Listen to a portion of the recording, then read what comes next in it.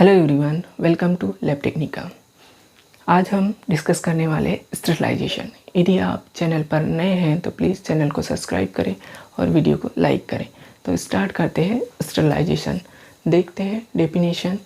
This is the process by which an article surface और medium is freed of all microorganism. यानी sterilization एक process है जिसके द्वारा हम किसी भी आर्टिकल सरफेस और मीडियम को माइक्रो ऑर्गेनिज्म फ्री करते हैं।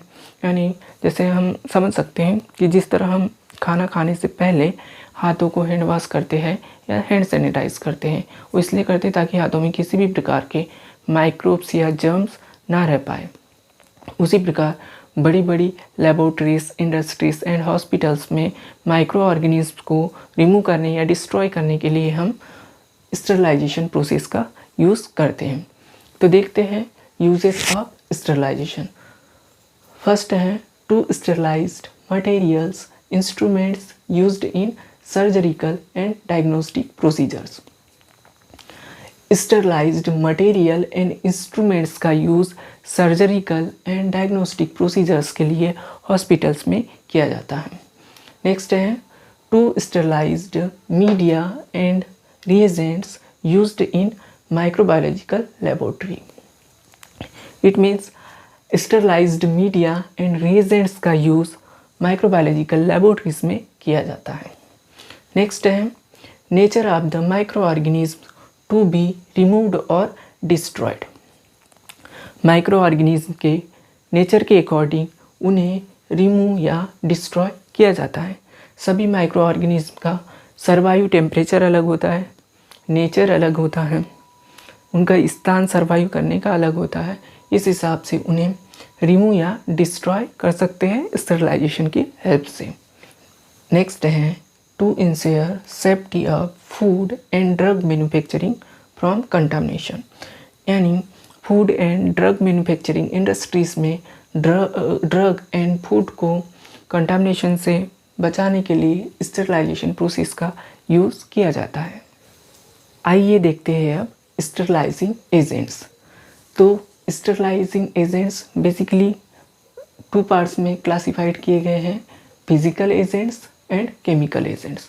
फिजिकल एजेंट्स देखते हैं। फिजिकल एजेंट्स में फर्स्ट इंक्लूड हो जाता है sunlight. Second is heat. Heat को दो भागों में डिवाइड किया गया है, dry heat method and moist heat method.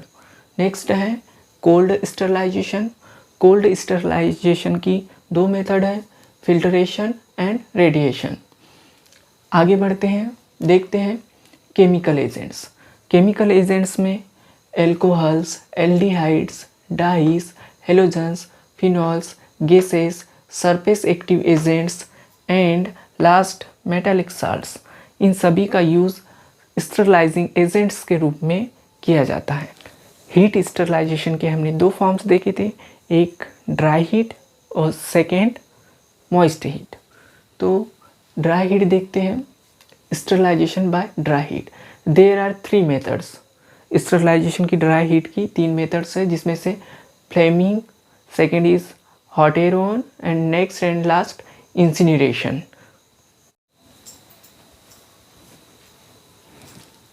अब समझते हैं स्टरलाइजेशन बाय ड्राई हीट की फर्स्ट मेथड फ्लेमिंग।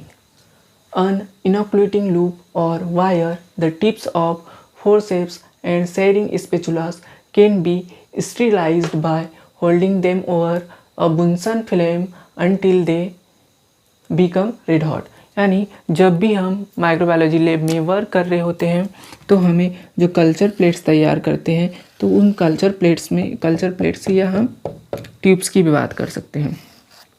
ये कल्चर प्लेट्स या ट्यूब्स जिन्हें हम इनोकुलेट कर रहे हैं, जिसमें हम माइक्रोब्स को इनोकुलेट कर रहे हैं, तो हमें सबसे पहले बुंसन फ्लेम के पास में इनोकुलेशन लूप को, जो कि नाइक्रोम की बनी होती है, उसे स्टेरिलाइज्ड करना आवश्यक होता है, जिससे कि किसी भी प्रकार के अनवांटेड माइक्रोब्स वहाँ से किल हो सके। उसी के बाद में हमें कल्चर प्लेट्स में माइक्रोब्स को, या जो भी प्योर कल्चर है हमारे पास में,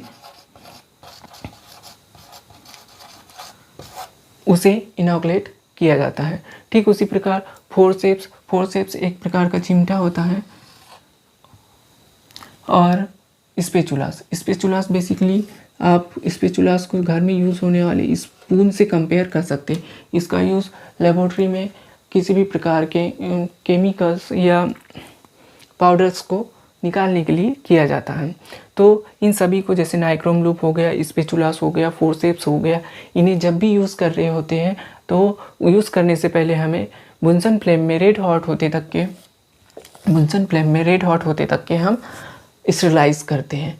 यह थी स्टेरिलाइजेशन बाय ड्राई हीट की फ्लेमिंग मेथड। अब देखते हैं स्टेरिलाइजेशन बाय ड्राई हीट की hot air oven method. Hot air oven basically एक इलेक्ट्रिक इक्विपमेंट है जो कि हीट जनरेट करता है और स्टेरिलाइजेशन के लिए आमतौर पर यूज़ किया जाता है। The surface of the to be sterilized absorbs the heat which the radiates the until the entire items reach the desired temperature.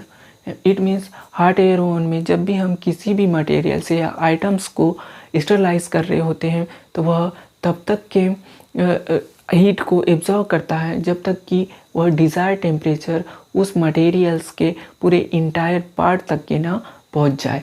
अब देखते हैं किन किन चीज़ों को हम स्टेरिलाइज कर सकते हैं। हॉट एयर ओवन में हम glass wares, test tubes and flask को हम आसानी से स्टेरिलाइज कर सकते हैं। Rubber materials can not withstand the temperature inside a hot air oven, यानी रबर मटेरियल्स को हम हॉट एयर ओवन में स्टेरिलाइज नहीं कर सकते। बाकी हम सिलिकॉन रबर्स को हॉट एयर ओवन में स्टेरिलाइज कर सकते हैं। अब देखते हैं स्टेरिलाइजेशन बाय ड्राई हीट की incineration method. This is a method of sterilization used to destroy biomedical waste. यानी इंसिनरेशन स्टेरिलाइजेशन की वह मेथड है जिसके द्वारा हम बायोमेडिकल वेस्ट को डिस्ट्रॉय करते हैं।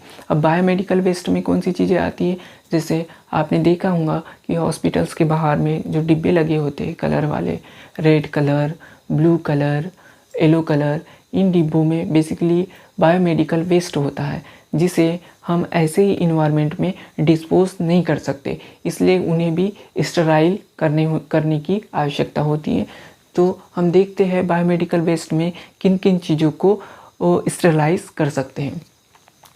Plastics such as PCB and polythene can be incinerated, यानी कि हम प्लास्टिक जैसे कि पीसीबी एंड पॉलीथीन को इंसिनरेटेड कर सकते हैं। बाकी हम पॉलीस्टाइरीन मटेरियल्स को इंसिनरेटेड नहीं कर सकते, वो इसलिए क्योंकि इन्हें जलाने पर यह टॉक्सिक सब्सटेंसेस इन्वायरमेंट में फैलाते हैं जिससे किसी के भी बीमार होने के चांसेस बढ़ जाते हैं और इन्वायरमेंट में पॉल्यूशन भी बढ़ता है, टॉक्सिसिटी बढ़ती है। यह थी ड्राई हीट की मेथड जो कि हमने डिस्कस कर चुके हैं।